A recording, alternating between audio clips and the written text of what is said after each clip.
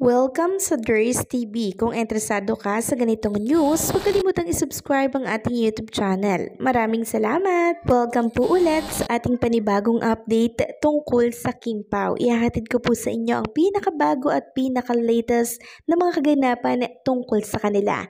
Kaya naman kung hindi ka pa subscriber ng ating channel, pindutin nyo na ang notification bell para lagi kayong updated sa mga balitang trending at napapanahon. So ayan, welcome back again sa ating YouTube channel mga kakimpaw, and for tonight's video, ang pag-uusapan natin ay tungkol sa mga importanteng ganap for Kim and Paolo Avellino.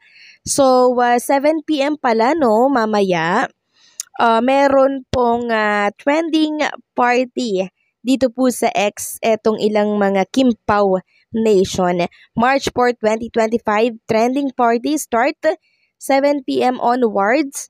Official tag and hashtag Kimpaw and Metro Magazine. So sa mga gusto pong sumali sa hashtag na yan para mag-trend, syempre ang hashtag na sabi ko na Kimpaw on Metro Magazine. By the way mga kakimpaw, nakita nyo na po ba ang gown na sinuot ni Chinita Princess para po dito sa Metro Magazine? Kung hindi pa, ipapakita ko na lamang din sa inyo.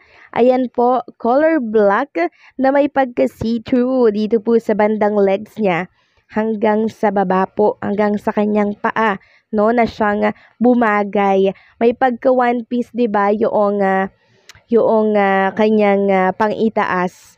Then merong parang apa dito po sa itaas ba ito or sa likuran. Basta ang ganda niya mga kimpaw, at ang galing magdala ni Kim Chu ng mga gown na mga sinusuot niya.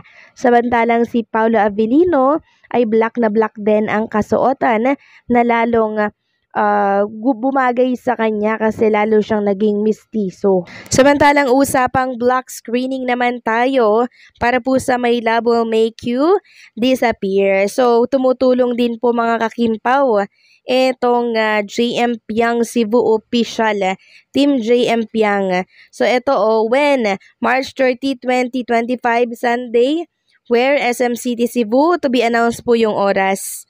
Ayan no. Tapos may pa-block screening din ang GM Piang Iloilo chapter when March 29, 2025 Saturday, SM City, Iloilo Cinema. So to be announced din po yung oras. So nakakatuwa lang kasi itong JM Piang na mga fans ay tumutulong din po sa pagpo-promote ng My Love Will Make You Disappear. Kasi si JM Piang ay makikita rin syempre sa big screen. Kaya todo promote din po ang mga fans ng JM Piang. Sabi nga dito ng isang netizen sa X, wow, grabe ang support ng Team JM Team Piang at Team JM Piang OFC para sa movie ng Kimpaw. Hiwalay pa dyan ang support ng provincial chapter. Sabi pa ng isa, as JM Piang makes their special participation and first big screen appearance in Kimpaw's movie My Love Will Make It Disappear, here's a thread where you can join a block screening organized by Team JM, Team Piang, and Team JM Piang OFC. So salamat sa mga OFC po ng JM Piang sa pagpopromote ng My Love Will Make It Disappear na pelikula ni Kim and Paolo Avellino. Samantalang, congratulations naman po dito kay Bestie Darren dahil na-recognize po siya as top taxpayer awardees. Grabe! Sabi nga dito, congratulations Darren! We are beyond proud of your incredible achievement as one of the BIR RR7A Quezon City top taxpayer awardees. Being recognized at such a young age is truly remarkable. It reflects not just your commitment to excellence but also sets a wonderful example for others to follow. Samantalang pag-usapan naman natin mga kakimpaw ang tungkol sa nangyari kagabi dito po sa Chowking. So may nasabi kasi dito si Chinita Princess na parang nag-ano-ano sila, parang nag-acting-actingan sila.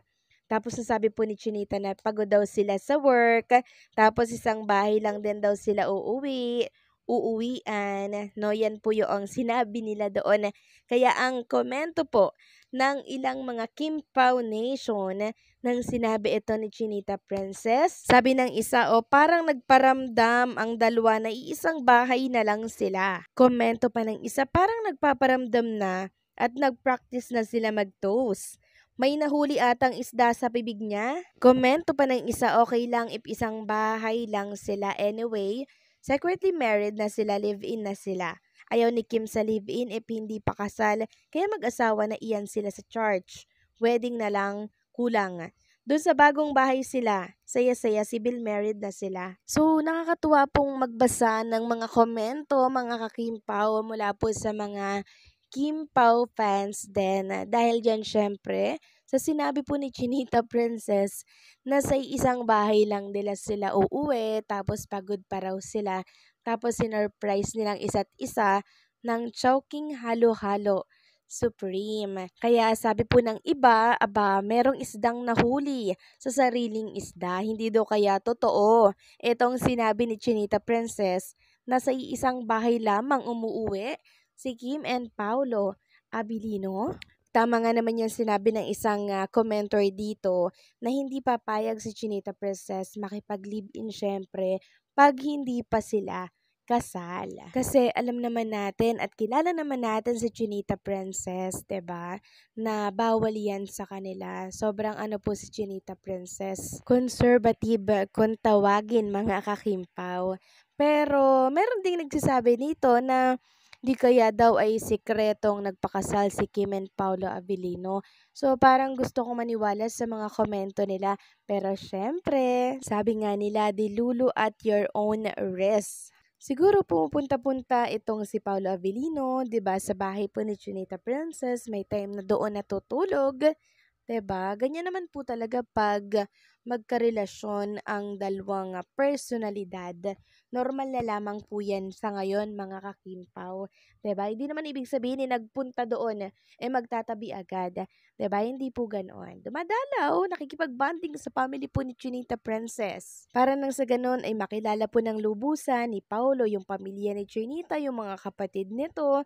'Di ba? Kaya maganda rin talaga yung napupunta madalas sa bahay ng babae nang sa gano'n, maganda yung relationship ni lalaki sa family, 'di ba, sa mga taong nasa loob po ng tahanan nitong si Chinita Princess or ng kung sino mang babaeng iniibig niya. Maganda pong relationship pag ganyan pong malapit sa pamilya yung iyong magiging kapareha. Kaya naman itong si Paulo Abilino, kitang-kita naman natin ang closeness niya, 'di ba, sa pamilya po ni Chinita Princess. So, paano mga kakimpaw, hanggang dito na lamang pong update natin. Maraming salamat sa patuloy na pagsuporta and don't forget to like, share, comment, and subscribe.